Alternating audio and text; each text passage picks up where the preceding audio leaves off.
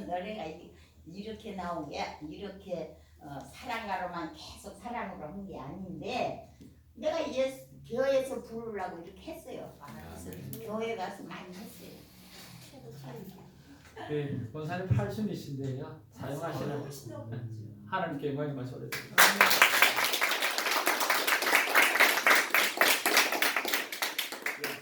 저희 학교 학생 나가셔서 줌으로 귀찮지 않고 갈게요. 아이고 뭐 지난주에 권사님 만나가지고 식사 대접 같이 좀 해드리고 그 다음에 이제 뭐 코스코 가서 차 기름도 넣고 그러면 얼마나 많이 시간이 걸려요. 차 안에서 다 들었어요. 와 정말 기절할 정도로 잘하시는 거예요. 너무너무 잘하시고 또 이게 그날 권사님 동생이 교회를 못 오셔서 권사님 속이 좀 상하셨거든요. 근데 장을 하시면서 그 모든 기분 다 풀어지는 거예요. 이 진짜 한국의 이 장이라고 하는 게 그냥 부르기만 하면 흥이 막 쏟아나는 그런 느낌들을 가지면서 근심 걱정들이 이렇게 떠나가는 것들을 있고 거기다가 또 예수님 사랑을 또 집어넣으니까 좀 이제 참 행복했습니다. 하여튼 오래오래 건강하시고요. 많은 곳에서 이런 일들이 많이 일어날 수 있도록 했으면 참 좋겠습니다. 자, 오늘 말씀으로 들어가서 오늘 나의 성전은 언제 무너졌는가 라고 하는 말씀의 제목 가지고 우리 같이 한번 내려가려고 합니다. 여러분 하나님이 하시는 모든 일의 핵심은 무엇일까요? 하나님이 하시는 모든 일의 핵심은 바로 하나님의 은혜를 기억해내는 것입니다. 오늘 성경 말씀에 보니까 7월에 예루살렘에 모여서 지내는 초막절을 오늘 기록하고 있어요. 초막절이라고 하는 것은 포로 생활에서 이스라엘 백성을 구원하셨던 하나님의 은혜에 대해서 감사하는 일이죠. 자, 여기에 보니까 7째 달에 이르러 일제히 예루살렘에 모인지라. 자, 모여서 하는 일이 뭘까요? 4절 말씀에 기록된 규례대로 초막절을 지켜 번제를 매일 정수대로 날마다 드리고 라고 말씀하고 있어요. 그런 것들을 보면 오늘 이스라엘 백성들을 그렇게 포로 생활을 속에서 하나님 다시 돌려 세우셔서 오늘 제일 먼저 하고자 하는 것은 하나님께서 베푸신 은혜를 기억하게 하시는 것이었습니다. 하나님이 일하시는 모든 일의 핵심 중에 하나가 바로 하나님께서 베푸신 은혜를 기억하게 하는 거예요. 근데 그것을 무엇을 통하여? 사람들이 예배드림을 통해서 나타난다는 거예요. 그래서 예배의 회복이 너무나 중요하다는 말씀을 올려드립니다. 저와 여러분들의 삶 가운데 언제 오늘 나의 성전, 나의 예배 생활이 무너졌는지 한번 생각해 보기를 원합니다. 바로 하나님께서 나를 향하여 보내주셨던 그 첫사랑의 기억들, 그 기억들이 내 안에서 사라졌을 때 우리는 무너져가는 모습의 모습을 볼 수가 있는 거죠. 요즘 우리가 가장 많이 부르고 가장 많이 듣고 그리고 또 점심시간마다 트는 귀한 내용이 있습니다. 바로 이 송경민 목사님 아내도 김정은인데요. 사모님인데 이 경민 목사님이 부르셨던 바로 은혜라고 하는 찬양입니다. 이 가사 한 말을 한번 보시기를 바랍니다. 내가 누려왔던 모든 것들이, 내가 지나왔던 모든 시간이, 내가 걸어왔던 모든 순간이 당연한 것이 아니라 은혜였소. 자, 여러분이 아침 해가 뜨고 시작. 아침 해가 뜨고 저녁에 놓을 봄의 꽃 향기와 가을의 열매 변하는 계절의 모든 순간이 당연한 것 아니라 은혜였소. 모든 것이 은혜 안 없는 은혜. 내 삶에 당연한 건 하나도 없었던 것을 모든 것이 은혜였소. 내가 이 땅에 태어나 사는 것 어린아이 시절과 지금까지 숨을 쉬며 살며 꿈을 꾸는 삶 당연한 것이 아니라 은혜였어. 내가 하나님의 자녀로 살며 오늘 찬양하고 예배하는 삶, 복음을 전할 수 있는 축복이 당연한 것이 아니라 은혜였어. 모든 것이 은혜, 한없는 은혜. 다 같이 내 삶에 당연한 건 하나도 없었던 것을 모든 것이 은혜였소. 모든 것이 은혜 하는 은혜.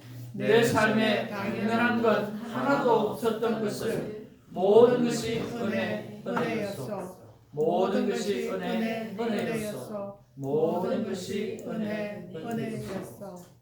아멘.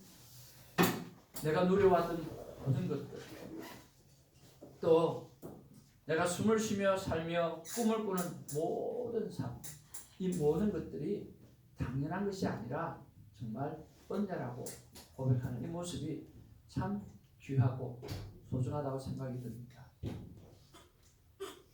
이 찬양을 부를 때마다 마음이 그렇게 참 평안해지고 하나님의 은혜가 다시 한번 내 안에 이렇게 들려질 때가 참 많이 있습니다. 그래서 여러분들이 하나님의 은혜가 잊혀지지 않기를 원하고요, 기억되어지기를 원하고요, 그 일을 통해서 회복되어진 은혜가 있기를 주님의 이름으로 축복을 드립니다. 그러면 우리가 이 하나님의 은혜가 언제 잊어버려지고 언제 놓아지게 되는가? 은혜를 잊어버릴 때는요, 말씀을 멀리할 때입니다. 말씀을 멀리할 때 그 은혜를 잃어버리게 되어져 갈 수밖에 없어요. 오늘 성경에 보면 이렇게 기록하고 있습니다. 모세의 율법에 기록한 대로 라고 말씀하고 있어요. 2절 말씀해 보니까 모세의 율법에 기록한 대로 번제를 그 위에 드리려 할세라고 말씀하고 있고요. 또 하나는 뭐라고 말씀하고 있습니까? 4절 말씀해 보니까 기록된 규례대로 초막절을 지켰다라고 말씀하고 있어요. 모세의 율법에 기록한 대로 또 기록된 규례대로 초막절을 지켰다라고 하는 말은 무슨 말씀일까요?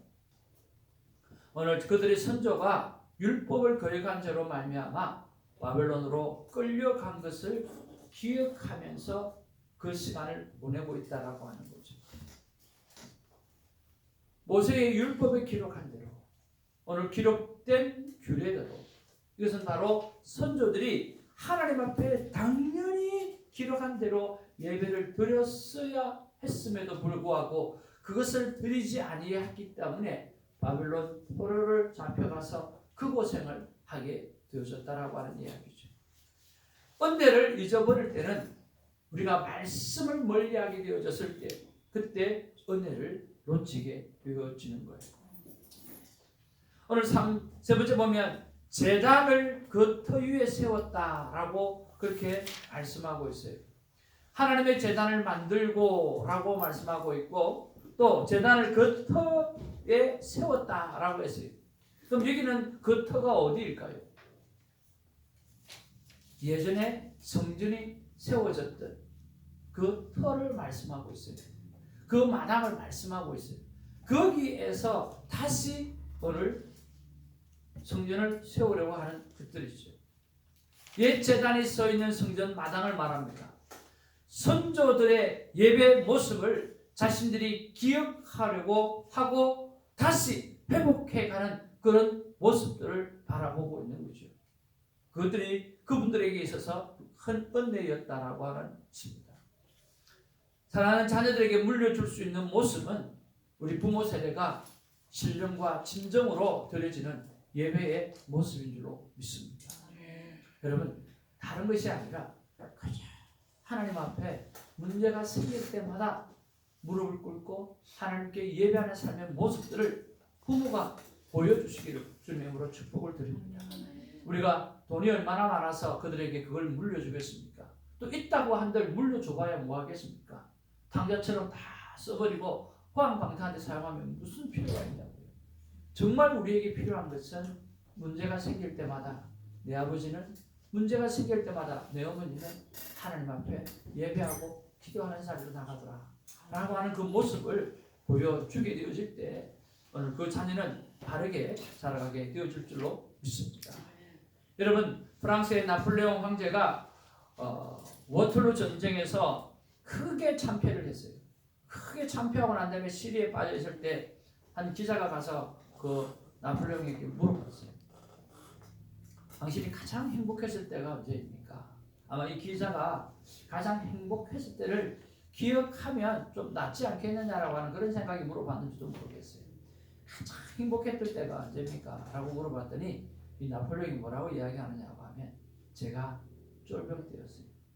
제가 쫄병 때였는데 한참 전쟁이 일어났을 때 그때 한 주일 종소리를 듣고 교회를 가서 철모를 먹고 예배 드렸을 때 그때가 가장 행복했습니다.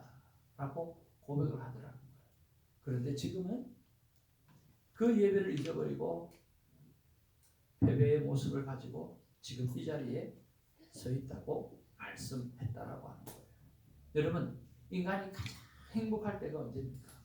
그것은 바로 하나님 앞에 은혜를 기억하고 예배를 드릴 그 순간이라고 저는 믿고 확신합니다. 여러분, 그 예배의 날을 회복하시기를 주님으로 축복을 드립니다. 우리 아담 형제가 이래서 오늘 이렇게 찾아와 주셔서 너무 감사하고요. 하나님 앞에 예배를 회복하고 삶이 회복되어지는 은혜가 있기를 주님으로 축복을 드립니다. 그런데 우리는 어떻습니까? 우리는 오늘날부터인가 예배를 빠지게 되어지고 또 예배를 놓치게 되어지고 내 삶 가운데 세상 일이 바빠가지고 우리가 그 중요한 일을 빼놓고 바쁜 일 때문에 허우적될 때가 얼마나 많이 있는가라고 하는 거예요. 여러분, 이 예배에 관한 이야기들은 참 많은 이야기가 있는데 여러분 다 아시는 이야기 가운데 또 하나가 있어요. 이 서부 개척지는 금이 나오는 지역이 있어요. 그렇잖아요. 금이 여기는 뭐 노다지 금이 나온다는 거예요. 그래서 동부에서 그 소식을 듣고 수많은 사람들이 이 서부로 달려갔습니다. 그런데 많은 사람이 달려왔지만 달려오는 과정 속에 수많은 사람이 죽어나갔어요. 그런데 살아있었던 한 부류가 있어요. 그 부류는 어떤 부류였어요? 바로 청교도 신앙을 가진 사람들이었어요. 청교도 신앙을 가진 사람은 주일마다 모든 것을 다 멈추고 예배를 드리면서 안식을 지켰어요. 그러니까 사람이 쉬는 것도 쉬는 거지만 짐승도 말도 쉬었다라고 하는 거죠. 그래서 제일 먼저 도착한 사람들이 청교도 사람들이었다는 거예요. 여러분, 그걸 향해서 쫓아가고 또 쫓아갔던 사람들, 쉼없이 쫓아갔던 사람들, 그 사람들은 죽어갔지만 오늘 청교도 신앙을 가지고 하나님 앞에 철저하게 예배를 드리고 오늘 그 순간들을 견디고 살아갔던 사람은 오늘 귀한 일을 만나게 되어졌다라고 하는 것입니다. 우리는 이 땅에 살아가고 있어요. 예배를 지켰던 사람의 모습들, 그 모습들 때문에 우리는 이 자리에 있다라고 하는 것입니다. 오늘 저와 여러분들이 그쵸 하나님 앞에 예배를 드리는 그 삶이 얼마나 중요한가를 생각하시고 회복하는 은혜가 있기를 주님으로 축복을 드립니다. 날마다의 기적, 그리고 사람은 변합니다. 오늘 성경 말씀에 보면 이렇게 기록하고 있어요. 모든 무리가 모든 나라 백성을 두려워하여 제단을 그 터 위에 세우고 그 위에 아침 저녁으로 따라합시다. 아침 저녁으로 오늘 번제를 드렸다라고 했어요. 그리고 4절 말씀에 보니까 기록된 규례대로 초막제를 지켜 번제를 매일 정수대로 날마다 드렸다. Every day 정수대로 날마다 드렸다고 했어요. 그 후에는 항상 드리는 번제와 항상 드리는 번제와 초하루에 여호와의 모든 거룩한 절기와 번제와 사람이 여호와께 기쁘게 드리는 예물을 드렸다라고 했어요. 그래서 여기 보니까 아침 저녁으로 드렸고 또 매일 드렸고 그리고 날마다 드렸고 항상 드렸다라고 말씀하고 있어요. 아침 저녁으로 날마다 항상 드리는 번제, 삶을 예배로 바꿔버리는 그런 삶이 그들의 삶 가운데 일어났다라고 하는 거예요. 그런데 우리는 어떻습니까? 삶을 예배로 바꾸면 어떤 일이 생깁니까? 우리 마음 가운데 정말 인생이 재미없을 것이다 하는 그런 생각을 갖게 됩니다. 여러분 그렇지 않나요?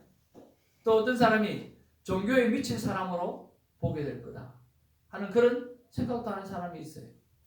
저거 미쳤지 매일 교회 나가서. 또 어떤 사람은 목사처럼 선교사처럼 자기를 볼 거다라고 하는 그런 걱정도 하는 사람이 있어요.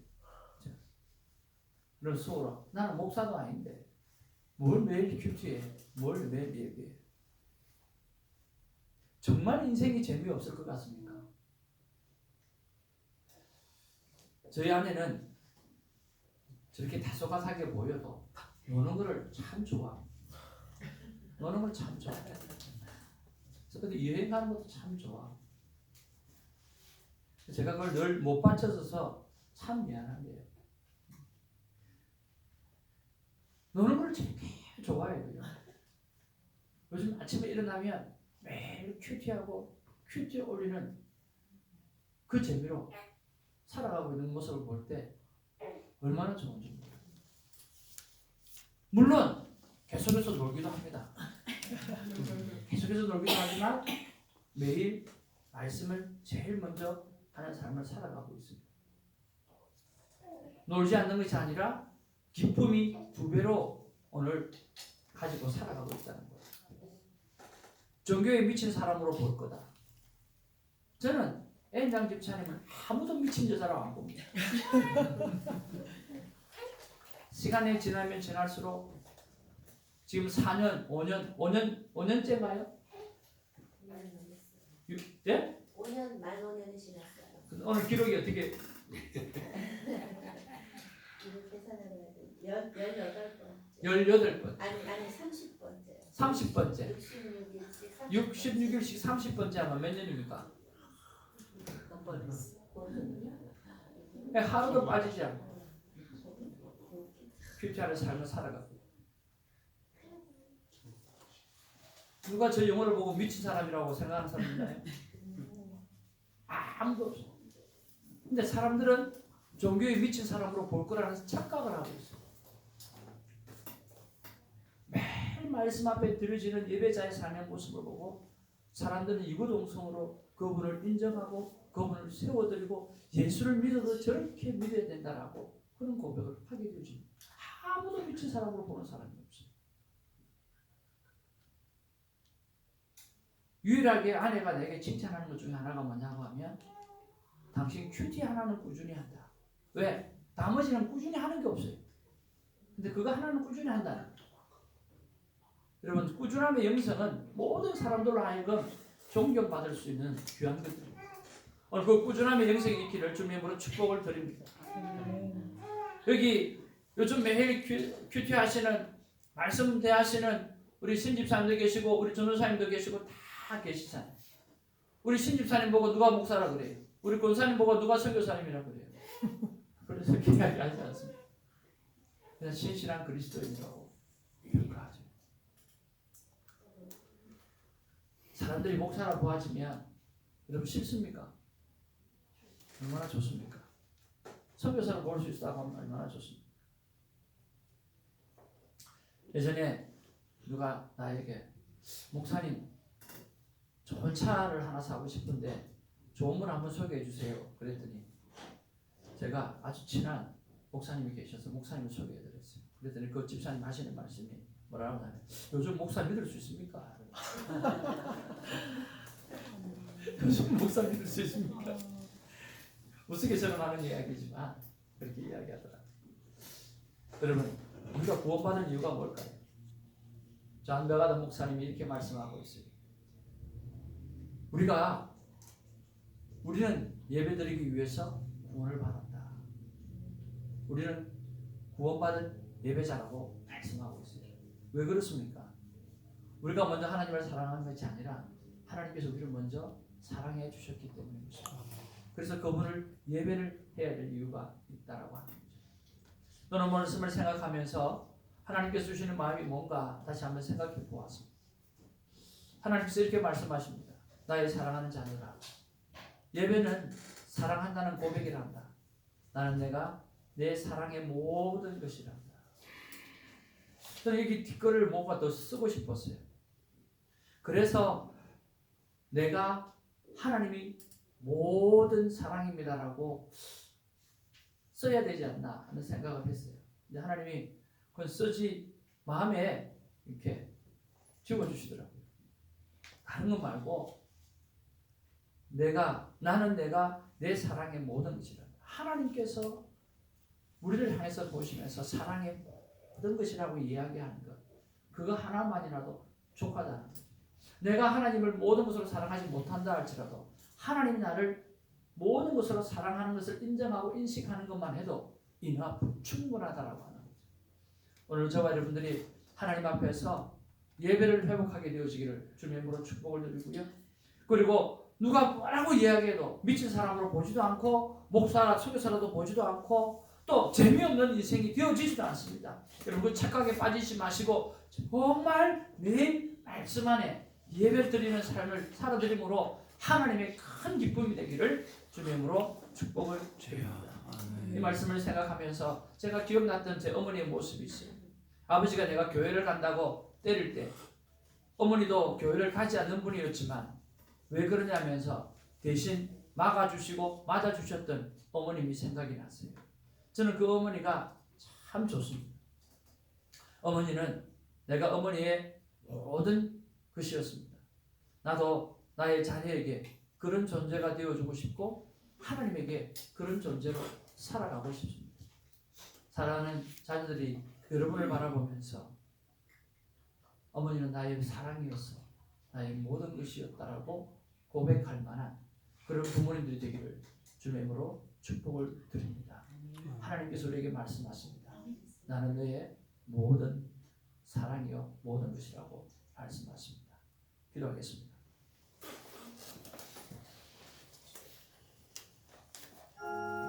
사랑 노래가 충만 다 같이 우리 통성을 한번 기도하기를 원합니다. 말씀을 생각하면서 기도로 나가기를 원합니다. 사랑 노래가 충만하시나